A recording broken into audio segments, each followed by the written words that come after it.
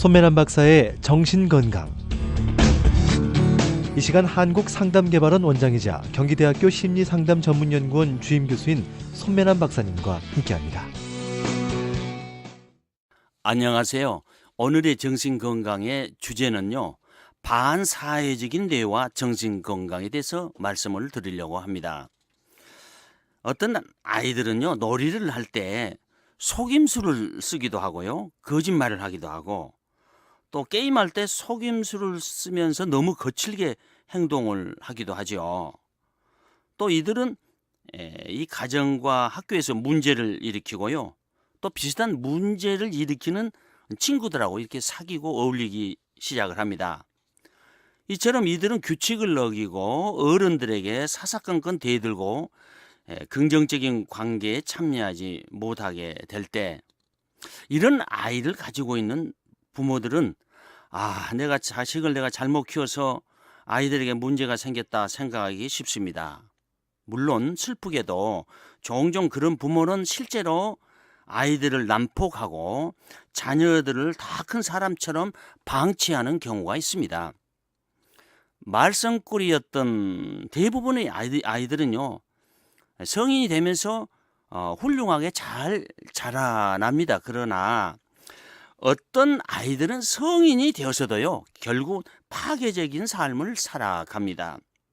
이런 사람들은 아동기와 청소년 때 비행에 빠지기도 하고요.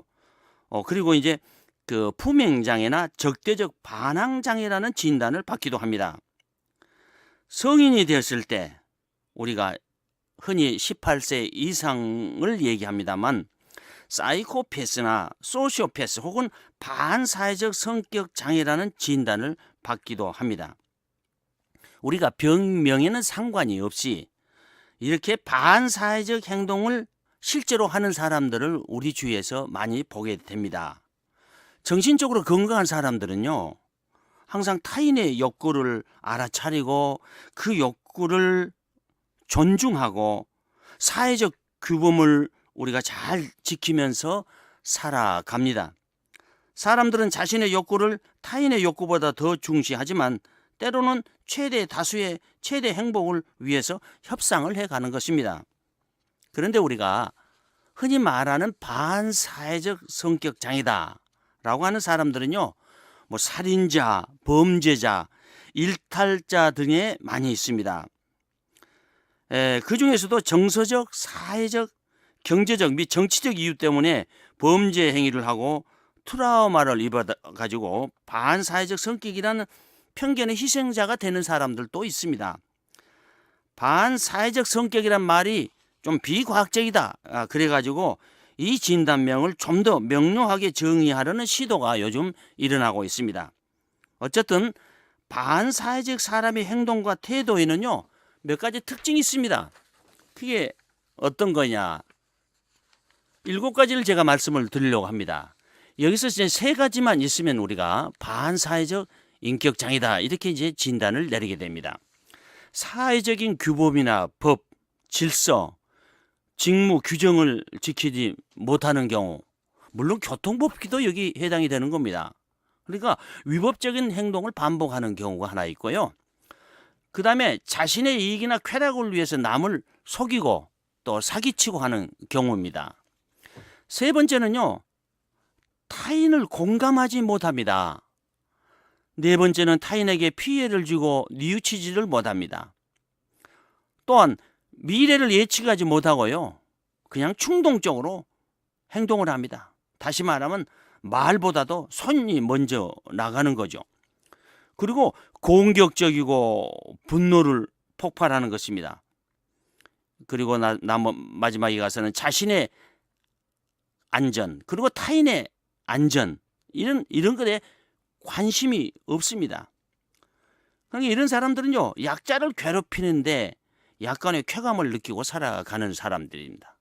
그래서 우리가 이제 3가지만 있더라도 이런 사람을 가리켜서 반사회적 인격장애다 이렇게 우리가 진단을 내립니다. 그런데 이런 반사회적 행동은요, 물론 복합적인 현상이지만 감정을 잘 조절하지 못하고 충동적이며 타인의 경험을 이해하지 못하는 공통점이 있습니다. 많은 반사회자들은요, 어린 시절에 반사회자처럼 보이는 부모에게 종종 학대를 당하거나 또 방치된 채 자란 아이들에게 많이 발생하는 것입니다. 또 부모의 거절과 학대로 인해서 신경이 부정적인 발달을 이루고요. 또 유전적인 소인도 있을 수가 있습니다. 어느 것이 더 크냐라고 하는 것은 우리가 아직도 밝혀지지 않고 있지만 어떻든 간에 우리가 천성과 양육이 함께 반사회자를 만드는 것은 확실하다는 것이 하나의 과학자들의 증거입니다. 자, 그런데 우리 가정과 문화에 산재하는 많은 요인들은요, 이 반사회적 행동과 악의 화신을 만듭니다. 요즘 악마 선배 악마 동기란 말을 여러분들 매스컴을 통해서 들어보셨습니다. 이런 것들이요, 그냥 되는 게 아닙니다, 여러분. 그래서 가정과 문화에 산재하는 많은 것들, 방금 얘기했지만 가정에서 어떻게 훈련을 시켰냐에 따라서 그 아이가 어떻게 되어진다는 것은 당연한 귀결입니다. 원래 이제 반사회적 인격자는요, 감옥에 가면 제일 많이 있다고 그럽니다. 그런데 실제 요즘 연구 보니까요, 감옥보다는 임시직 구직센터의 반사회적 인격장애가 더 많다라고는 보고가 요즘 새롭게 나타나고 있습니다. 왜 그런 건요? 반사회적 인격장애는 직장생활을 잘 하지는 못합니다. 조금 하다 그만둬 버려요. 일을 하다가 그만둬 본단 말이죠. 그래서 다시 일자리를 찾게 되는 것이 특징이니까 그런 원리가 통할 수가 있겠습니다. 자, 그런데요, 반사회적 인격장애 증상을 우리가 신경과학자들이 뇌를 우리가 연구를 해보니까 우리가 제일 앞쪽 뇌를 우리가 이마엽 또는 전두피질, 전두엽 이렇게 얘기하잖아요. 그런데 이제 뇌측 안와 전두피질이 있습니다. 이게 이제 결함이 됐다고 이제 보고 있습니다. 그러니까 전두엽의 구조가 어디에 문제가 되느냐에 따라서 다양한 반사회적 증상이 나타난다고 하는 것입니다. 그래서 뇌측 안와 두피질의 손상은요, 대체적으로 반사회적인 문제와 연관이 있다. 그러나 이제 물리적인 어떤 그 공격성은 종종 등 외측 전조 두피질의 영향, 다시 말하면 손상에 기인한 것이다, 이렇게 나타나고 있고요. 그리고 이제 기소된 이 살인자들 있잖아요. 그런 사람들은 전전 두피질의 내측과 외측의 당 대사율이 낮다, 이렇게 지금 보고를 하고 있습니다. 어쨌든요, 이 반사회적인 많은 사람들의 이런 그 역기능적인 이런 증상은요, 뇌의 다양한 시스템에서 이 발달과 통합이 미흡하고 또 이렇게 부적절하게 가능하기 때문에 발생된다고 하는 것입니다. 자, 우리 반사회자들의 특징 중에 하나가요, 신경계 각성 수준이 상당히 낮습니다. 다시 말하면요, 처벌을 해도, 어떤 경험을 해도, 어떤 교훈을 받아도 생리적인 반응이 약합니다. 그래서 각성, 깨닫지를 못한다는 거죠. 그래서 범법자들이 다시 범법 행위를 하고 죄책감을 느끼지 않는 것이 특징입니다. 어떤 혐오 자극을 줘도요, 별로 반응하지 않습니다. 정서적을 자극을 줘도요, 별로 자극이 약간 발화하지 그렇게 큰 문제가 되지 않습니다. 또 시각적 또는 언어적인 자극에도요, 이 편도체는요, 약간의 발화가 될 뿐 별 문제가 없다는 것입니다. 여러분, 이 반사회적 인격자는요, 근본적으로 공감 능력이 없습니다. 그래서 이제 문제가 상당히 심각한 겁니다. 자, 이제 우리는 자기와 타인을 동시에 생각할 줄 아는 그런 능력, 대인관계 전략과 의사결정에 필수적입니다. 이런 능력은 건강하게 발달한 전두피질에서 나오는다는 사실입니다.